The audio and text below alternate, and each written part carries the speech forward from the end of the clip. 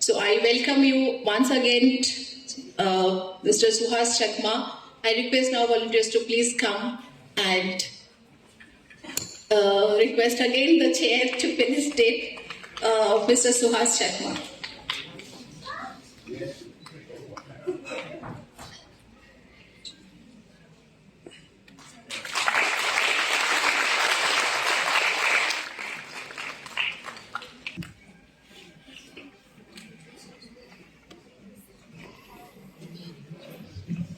Thank you, Professor William. Thank you, Tripura University, Political Science Association, and Suhas Chakma especially. I'm not a student of history. I'm not a student of politics. As a student, I studied economics for my master's at the India University. And I think among these speakers here, I am somebody who is a proponent of ethnic or identity politics. So I think my views may be slightly different, and I was thinking what to speak in this seminar. When I say one of the proponents of identity politics, because I am an activist, a human rights activist, I of course address human rights violations by all on all communities. And it also includes some of my community people. And so whether it's in Arunachal Pradesh, Mizoram, or in Tripura, or in the Chittagong Tracts, you could see that I'm the one who's taking the initiative, especially with the quasi-judicial institutions in this country, as well as the Supreme Court, and the cases which were referred just now with respect to denial of admission to the Chakma students in Mizoram. And as was said in the beginning, that I was somebody who served as the interlocutor of the government of India on the Bru displaced peoples who is settled here, for having worked with the Brus from 1997 till there was a decision to settle them in Tripura. So it basically means I have been interacting or working on or with many of the actors who are part of the decision making or who are stakeholders of this identity politics. And actually, I don't want to talk so much about the past, the actors who are involved with the kind of conflicts which we had. Then when I was coming here, I thought it's an opportunity to speak to the students, to tell them about possibly emerging realities which could be useful, the realities which are taking place around us, and although we live in an atmosphere of stability, that it might affect us at a certain point of time. And some of the issues have been addressed by Professor Vincent and Subida. I think we live in a new reality. The reality which we think will not happen. These realities take place in far distant places and will not be affected. When the Berlin Wall collapsed, Soviet Union collapsed, we thought this is not something which affects us because it's not in our border. When something I was speaking yesterday happened in Ukraine and Russia, we thought it doesn't affect us. But at this point of time, what we have is a security situation emerging in the eastern part of India. And it's important for us to speak about it because the average mentality of the North Indians is the security is about Pakistan, Afghanistan, and the Muslim world. I think what we have today is, which was possibly unthinkable about a year back. Who could have imagined that such a powerful military junta in Myanmar will collapse? This has not happened in the last 76 years of the conflict. Because from the time Myanmar was formed, because of its inability to address some of the issues which we have raised, and basically they had seen lots of armed conflict. And in the post-September 11 period, we thought insurgencies are over. It's not the realities. But today, if you look at Myanmar, I think Professor Benson mentioned about the fall of Paletawa. And I would say, if you look at the borders of Myanmar, all the way from the Chittagong Tracts of Bangladesh up to the Arunachal Pradesh, the government of Myanmar, the military junta has collapsed. There are hardly any border posts in the areas. So we have next to our territories, which basically means that there is not an organization in the sense that the modern state exists, which can exercise its authority there, where certain organizations operate, they have the command structure to regulate human behavior, to resolve disputes. And if that is something new which is happening next to our border, and we see that being translated into conflicts or being the regenerator for the conflicts in a state like Manipur, we really have reasons to worry about it. And that's something we do not, discuss, and possibly because of the priorities which we have, these are not the issues which usually come up. So if we look at it, this present situation, when you have a conflict nearby, when you have you have areas which are not under anybody's control, all conflicts produce its own, results or consequences. It's not to stigmatize a particular community, but when you have these kind of situations, whether it's human trafficking, whether it's drug trafficking, or any other illegal activities which takes place, they tend to affect the neighboring communities. And certain countries actually never recovered from it. So when we talk about Pakistan, people always see as an Islamic state, etc. Please remember, Pakistan was in a way a victim of the Cold War, because once the Soviet Union took over Afghanistan, all the Islamic insurgents were transported or exported to Pakistan by the United States. We had a prolonged history of conflicts, and Afghanistan became, one of the sources of producing heroines, etc., and it affects large number of countries. So we had a situation where the government of Burma could not resolve the dispute in the last 76 years since it became independent in 1948. And now they are losing territories. And I do not see, given the arms embargo on government of Myanmar and the interest of the regional powers, whether it's India or China, in any way the government of Myanmar reaching to a situation where they can take back these territories. We may not realize it's not in our discourse, but insurgency is back in fashion because of the geopolitical interest. So if that's the case, what would be the impact and how it affects all of us? I think the first impact would be, in a way, the end of the Actis policy. The government of India had a policy which is called Loki's policy, and of course this government came into power, which are quite fond of using different kind of terminologies. We will act on the East, so we have Actis policy. But for your Actis policy to connect with the rest of the East Asia, you have to go through Myanmar. In Myanmar, you have no interlocutor.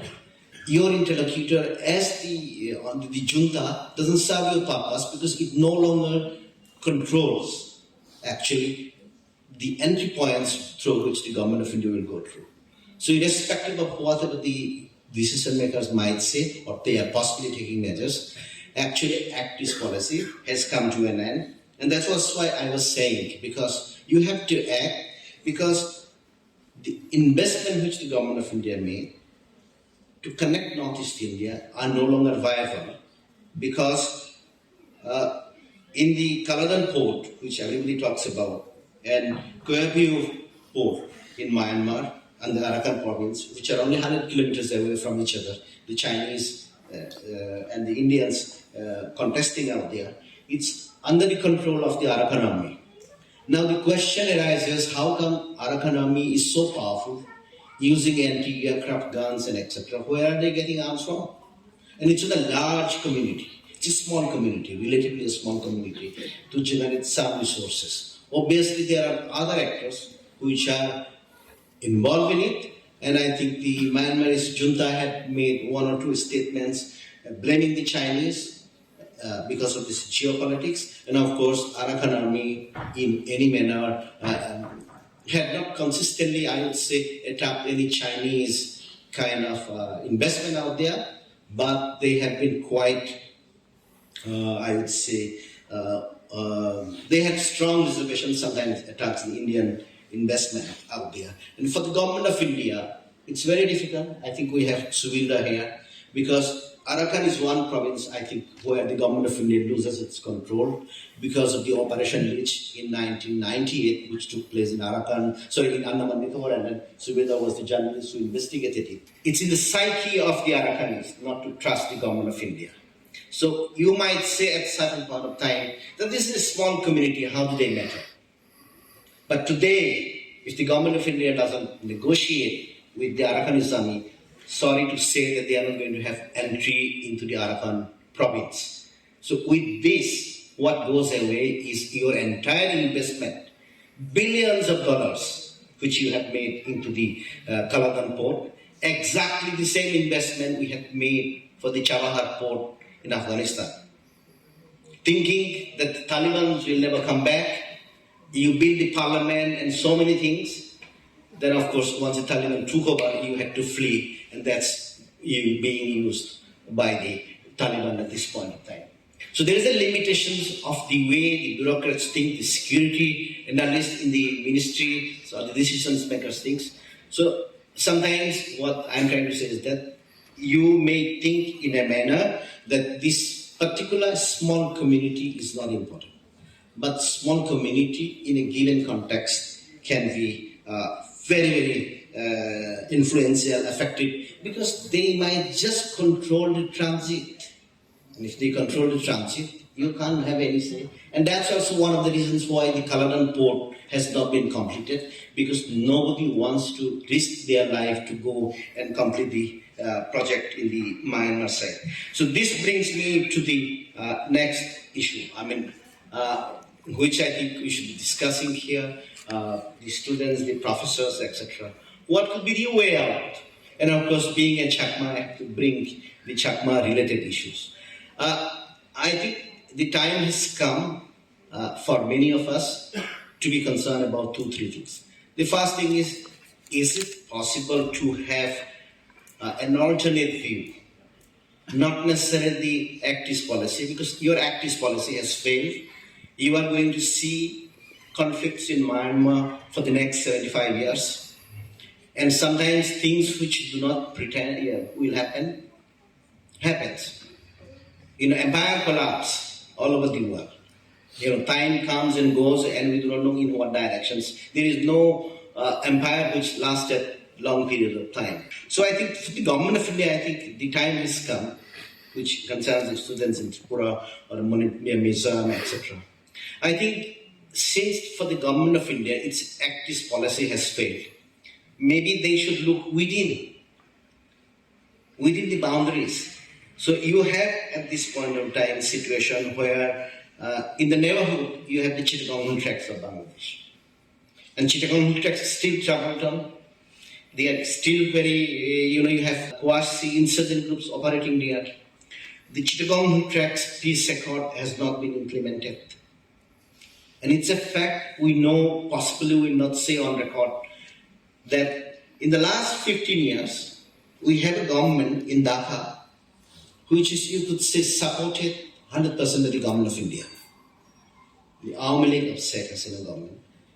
Then you still, I think, one of the issues which they discuss, when the discussions takes place between India and Bangladesh, which insurgent groups are staying in which side. Our insurgents are in your side, and your insurgents are in our side.